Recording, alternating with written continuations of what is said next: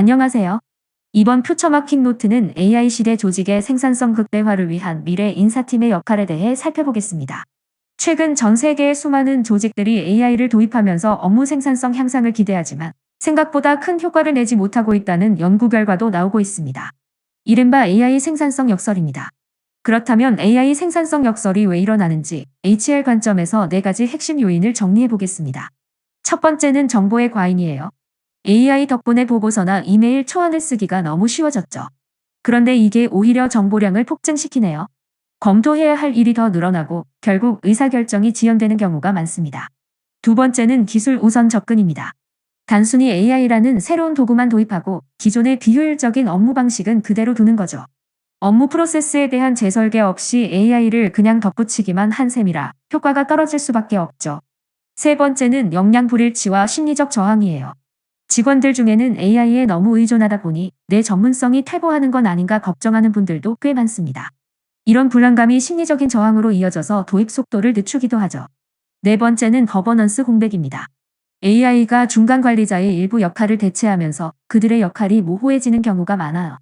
그러다 보니 조직의 통제나 조정 기능이 약해지고 거버넌스 공백이 생기게 되는 거죠.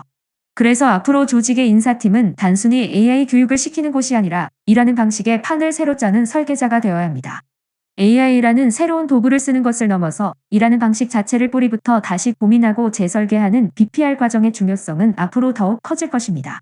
첫 번째로 해야 할 가장 큰 변화는 성과를 측정하는 지표를 완전히 바꾸는 것입니다. 이제는 얼마나 많은 시간을 투입했느냐가 아니라 얼마나 가치 있는 산출물을 만들어내느냐에 집중하는 성과 관리로 전환해야 하는 거죠. 이에 맞춰 KPI 혁신과 평가 체계를 새롭게 개편하고 절약된 잉여 시간을 어디에 더 중요하게 재배치할지 전략을 세우는 것이 중요합니다. 두 번째로는 직무를 하나의 덩어리가 아니라 더 세부적인 과업 단위로 쪼개어 분석해야 합니다. 이렇게 쪼개보면 어떤 일은 AI가 더 잘하고 어떤 일은 인간이 더 잘하는지 명확히 분류할 수 있거든요. 이 분석을 바탕으로 최적의 워크플로우를 새롭게 짜야 합니다. 마지막으로 모든 직원이 워크플로우 엔지니어링 역량을 강화할 수 있도록 지원해야 해요. 단순히 AI 툴 사용법을 배우는 것에서 나아가 직접 프로세스를 설계하는 능력에 집중하는 거죠. 휴먼 인 더 루프 가이드라인을 수립하여 인간과 AI가 협력하는 기준을 만들고 이를 통해 직원들이 단순 반복 작업에서 벗어나 더 창의적이고 전략적인 역할로 전환할 수 있도록 돕는 것이 핵심입니다. 그렇다면 업무 프로세스 재설계와 관련해서 구체적인 사례를 몇 가지 살펴보겠습니다. 먼저 채용입니다. 기존에는 수많은 서류를 손으로 직접 검토하고 면접 일정을 조율하느라 시간이 다 갔죠. 하지만 재설계된 프로세스에서는 AI가 역량 평가를 맡고 자동 일정 조정을 해줍니다. 덕분에 HR팀은 심층 면접이나 조직 문화 적합도 평가처럼 사람만이 할 수 있는 핵심 업무에 집중할 수 있습니다. 다음은 마케팅입니다.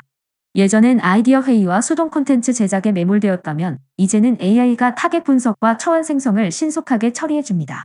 마케터는 그 시간을 아껴 캠페인 전략을 수립하고 최종 승인에 집중할 수 있죠.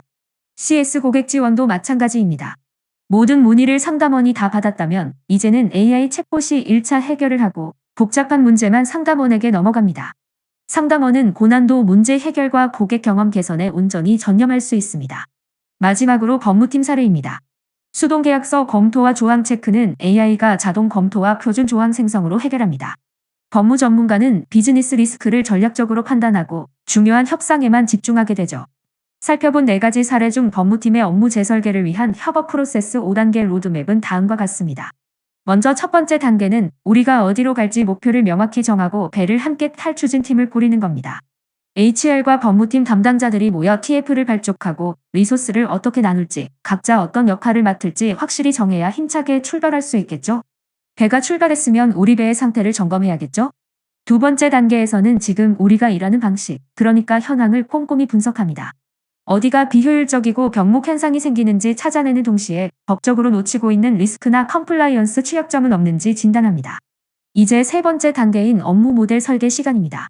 AI나 자동화를 어디에 적용할지 포인트를 발굴해서 프로세스를 다시 짭니다. 여기서 중요한 점은 나중에 문제가 생기지 않도록 설계 단계부터 아예 법적 준수 사항을 미리 반영해 버리는 거랍니다. 설계도가 나왔으니 네 번째 단계에서는 시범적으로 운영해 봐야겠죠? 파일럿 프로젝트를 먼저 수행해 보면서 성과를 측정하고 실제 사용자들의 피드백을 모읍니다. 보완할 점을 다듬은 후에 전사적으로 확산하고 직원 교육까지 실시합니다. 마지막 5번째 단계는 한 번 바꾸고 끝내는 게 아니라 지속적인 모니터링과 최적화를 하는 겁니다. 주기적으로 프로세스 성능을 평가하고 법규가 바뀌면 빠르게 대응할 수 있는 체계를 갖춥니다. 끊임없이 개선하고 성과를 공유하면서 더 완벽한 프로세스를 만들어갑니다. 이렇게 5단계를 차근차근 밟아나간다면 인사팀과 법무팀 모두가 만족하는 아주 혁신적이면서도 안전한 업무 환경을 만들 수 있을 겁니다. 마지막으로 휴먼 인 더 루프 가이드라인 예시입니다. 먼저 휴먼 인 더 루프란 인공지능이 모든 것을 스스로 처리하도록 두는 것이 아니라 중요한 판단이나 결정 과정에 사람이 직접 참여하여 결과물을 검토하고 개선하는 방식을 의미합니다. 이를 통해 기술의 빠름과 사람의 전문성을 결합하여 더욱 안전하고 효율적인 업무 프로세스를 만들 수 있습니다. 그럼 고객지원센터의 CS 문의 처리 공정에 어떻게 적용되는지 예시를 통해 함께 살펴볼까요? 이야기는 고객의 문의가 도착하면서 시작됩니다. 먼저 영리한 AI 헬퍼가 이 문의를 자동으로 읽고 내용을 파악하여 감정까지 진단해냅니다. 그 다음 AI 헬퍼는 분석한 내용을 바탕으로 적절한 답변 초안을 생성해 제안하는데요.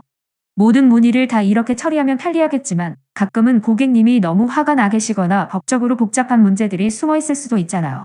이럴 때 바로 에스컬레이션 트리거가 작동합니다. 이런 경우에만 상담사분의 대시보드에 특별한 알림이 뜹니다. 드디어 전문가인 사람이 나설 차례인 거죠. 상담사분은 이 리뷰 단계에서 AI의 아이디어를 직접 확인하고 최종 결정을 내립니다. 만약 AI 답변이 충분하다면 그대로 승인해서 발송하고 만약 조금 수정이 필요하다면 내용을 다듬거나 직접 답변을 작성해서 발송하게 됩니다. 이때 중요한 건 우리 상담사분들의 피드백이 그냥 사라지는 게 아니라는 거예요. 답변을 승인하거나 거부한 전문가의 경험과 지식이 AI 모델을 재학습시키고 최적화하는 데 쓰이거든요. 이 덕분에 AI 헬퍼는 다음번에 비슷한 문의를 만났을 때 훨씬 더 똑똑하게 대처할 수 있게 된답니다. 마지막으로 정성스럽게 다듬어진 최적의 답변이 고객에게 전달되면서 고객님의 만족도는 쑥쑥 올라가고 이 모든 과정을 통해 우리 회사의 문의 처리 프로세스는 끊임없이 선순환하며 업그레이드됩니다. 정말 멋진 팀워크죠. 이번 퓨처 마킹 노트는 AI 시대 업무 생산성 극대화를 위한 업무 재설계의 중요성에 대해 살펴봤습니다. 더 나은 미래는 절대 쉽게 오지 않습니다. 위기에 대비하고 기회를 선점하시기 바랍니다. 감사합니다.